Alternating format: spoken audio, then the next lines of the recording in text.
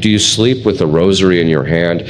There is a deep mystery that very few people truly understand, a spiritual secret that is rarely spoken about, even from the pulpit, even within the church itself, but that was lived by saints and revealed by Padre Pio. And what he said about it could completely change the way you sleep and even the path of your soul. Because here is the truth. When you close your eyes, the spiritual world does not close with you. While your body rests, your soul remains present and sensitive and even more open than it is during the day. And maybe you've already felt this without knowing what it was. Those nights when you wake up exhausted after hours of sleep, that strange restlessness with no clear reason, those dreams that felt like more than just dreams, that subtle unease that follows you into the morning like a shadow you can't shake, that is not random. And Padre Pio knew exactly why it happens.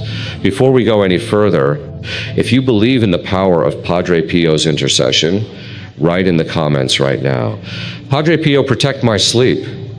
Let that be your first act of faith today. Stay until the end, because what Padre Pio revealed about what truly happens to the soul during the night is something most people have never been told. And once you understand it, you will never think about sleep the same way again.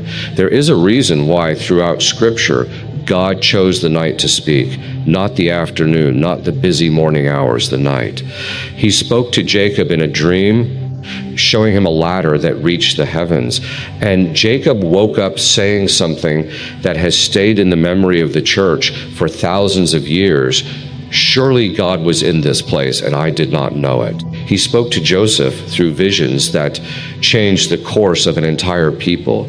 He spoke to Samuel in the stillness of a dark room, calling his name so gently that the boy didn't even recognize it as God at first. The night has always been a time of encounter, not emptiness, not just physical recovery, a space where the noise of the world falls away and something deeper becomes possible. But here is the tension that Padre Pio never let people ignore.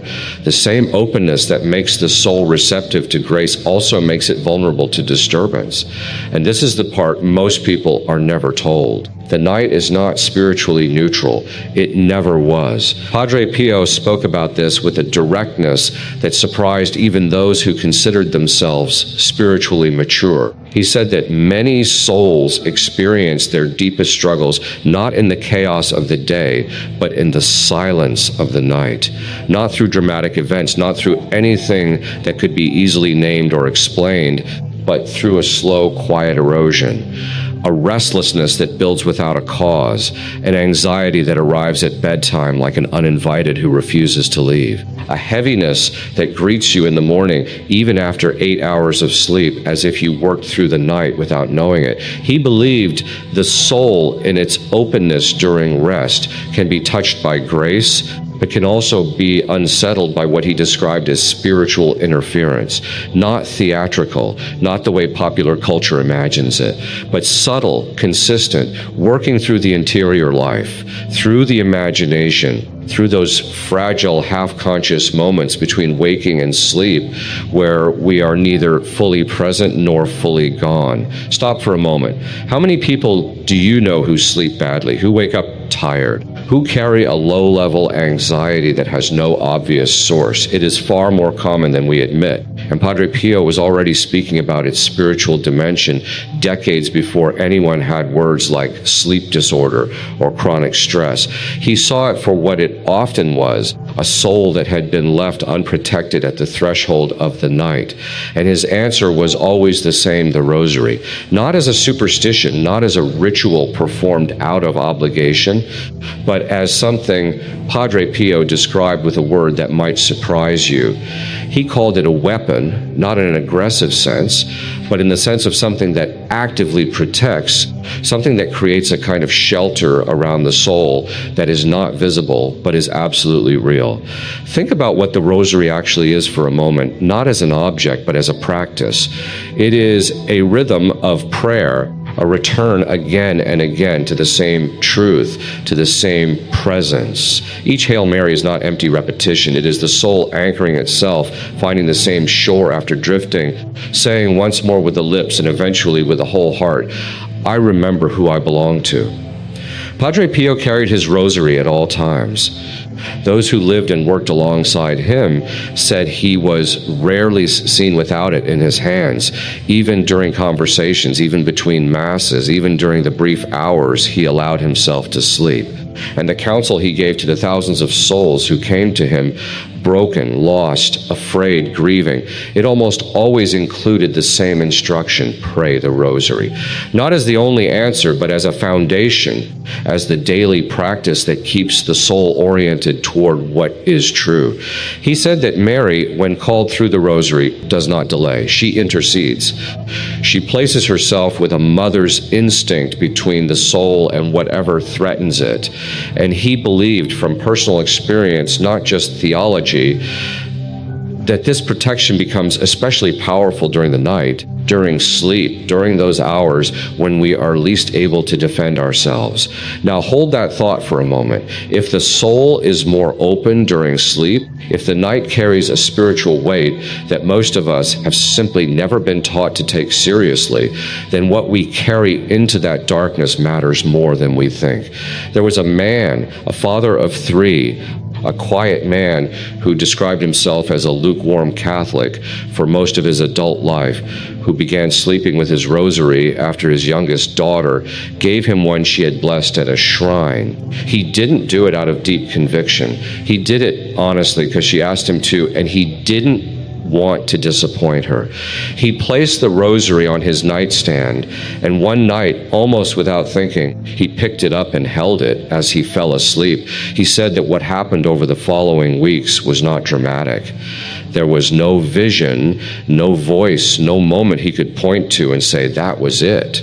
But something shifted. The nightmares that had been visiting him for years, rooted in a period of real darkness in his past, began to fade, not immediately, not all at once, but gradually, the way a room brightens when someone slowly opens the shutters.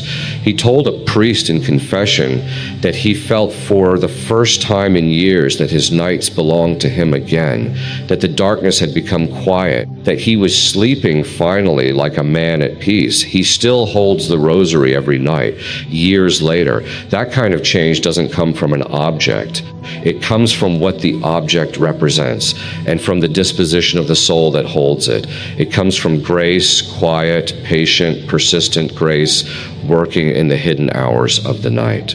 And this is exactly what Padre Pio pointed to when he spoke about the soul during sleep. When you hold the rosary as you fall asleep, you are doing something that goes beyond words, because you may be too tired for long prayers.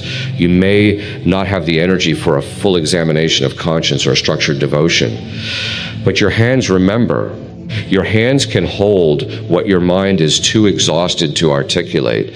And that simple physical act, fingers wrapped around beads that have passed through decades of prayer, carries an intention that the soul understands even when the conscious mind is already drifting.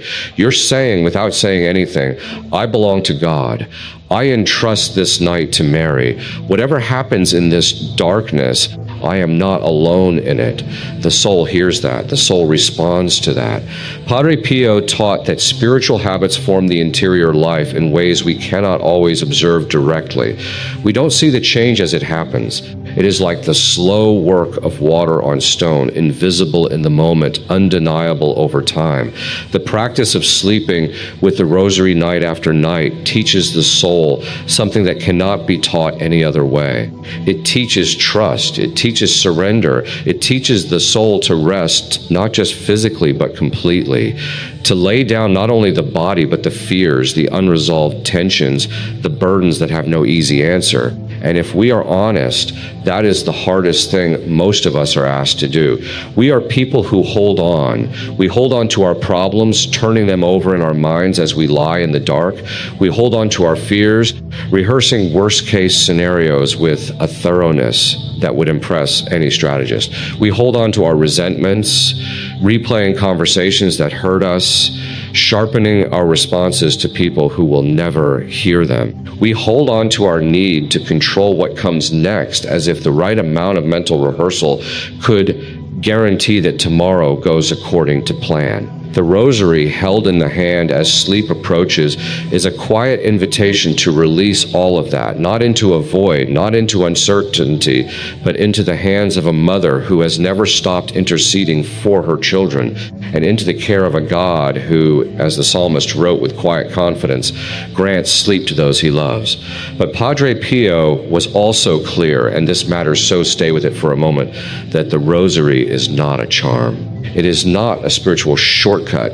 It is not something that works automatically regardless of the life being lived around it. Holding a rosary while carrying a heart closed to God is not protection. It is contradiction, a gentle one. God is never indifferent to even the smallest gesture of faith, but a contradiction nonetheless. The rosary has power because of what it connects us to, and that connection asks something in return, not perfection.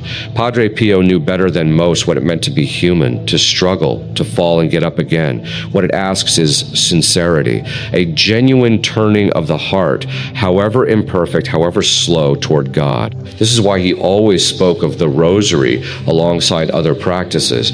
Confession, which he called the sacrament that renews the soul from the inside out. The Eucharist, and the daily examination of conscience, which he considered essential and which takes no more than 5 minutes but changes everything about how a person ends their day. Here is what he encouraged, and it is simpler than most people expect. Before you lie down, take a few quiet minutes, not for a complicated prayer routine, just for honesty. Look back at your day the way you might look back at a path you've walked, not to judge every step, but to notice where you lost your footing. Where did I close my heart today? Where was I less patient than I could have been? Where do I need to ask forgiveness when from God, from someone I love, from myself? Don't carry that weight into the night. Give it to God. Say it simply in your own words, the way you would speak to someone who knows you completely and loves you anyway, because that is exactly who you are speaking to. If you have holy water at home, use it. Make the sign of the cross. Ask God's blessing over your room, your sleep, the space where you are most vulnerable. This is not superstition. It is one of the oldest practices of the Church, the sanctification of ordinary spaces, the quiet insistence that the sacred is not confined to a building, but is present wherever we invite it. Then take the rosary. You don't have to pray the full 15 or 20 decades. One decade prayed slowly, really slowly, is letting each word mean something, is enough to shift something in the soul. And if you fall asleep mid-prayer, don't worry. Padre Pio said this with a warmth that people remembered. Mary understands. She takes the intention. She receives the effort. She is not a God of perfect performances. She is a mother. Hold the rosary as you lie down. Let your hands rest around it naturally, and say in whatever words come most easily, Lord, I place my soul in your hands tonight. Mary, watch over my sleep. Whatever does not come from God, keep it far from me. That is enough. That is genuinely, completely enough. Because now we arrive at the part of Padre Pio's teaching that is perhaps the least talked about and the most extraordinary. He believed that God visits souls during sleep, not in the extraordinary headline-making sense. Not every dream is a mystical vision, and Padre Pio was always careful to discourage spiritual sensationalism. But in the quiet, ordinary sense that is actually more remarkable than any vision. The sense of a presence, a peace that settles in without explanation, a clarity that arrives with the morning, as if something was resolved overnight that couldn't be resolved during the day, a direction that comes to you softly without fanfare, the way light comes through a window before anyone else in the house is awake. Padre Pio believed this was far more common than people realized, and he believed it happened most often not to the most spiritually advanced, not to those with years of formal prayer behind them, but to souls who were simply prepared, souls who had ended the day honestly, who had asked forgiveness for what needed forgiving, who had held the rosary and said in whatever imperfect way, "I'm yours tonight. Do with this night what I cannot do for myself." When the soul is at rest and at peace, placed under God's care and Mary's intercession, it becomes receptive in a way that is simply not available during the busy, defended hours of daylight. The walls come down, the noise stops. And God, who is never absent, who is always closer than we think, takes those hours seriously. Maybe you have already experienced this without knowing what to call it. A morning where you woke up and something felt genuinely different, not euphoric, not dramatic, but lighter, clearer, as if a decision you had been agonizing over had somehow sorted itself overnight.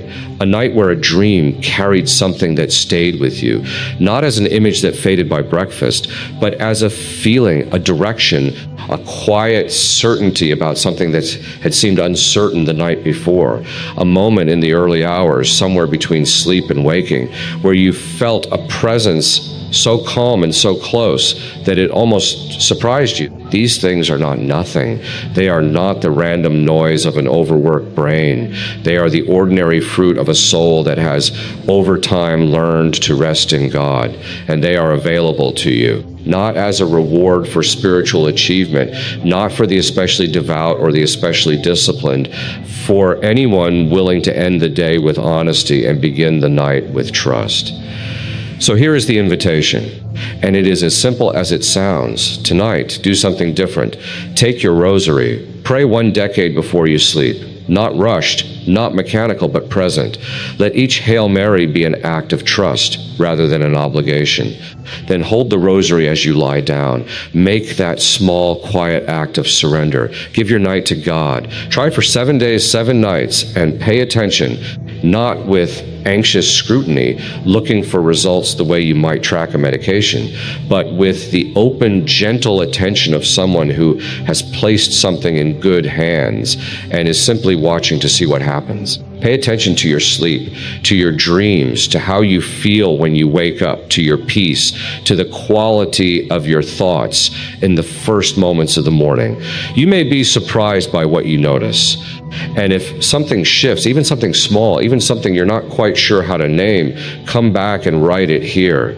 Write in the comments, "I surrender my sleep to God," not as a formula, as a declaration. Because there is something powerful about putting words to a decision.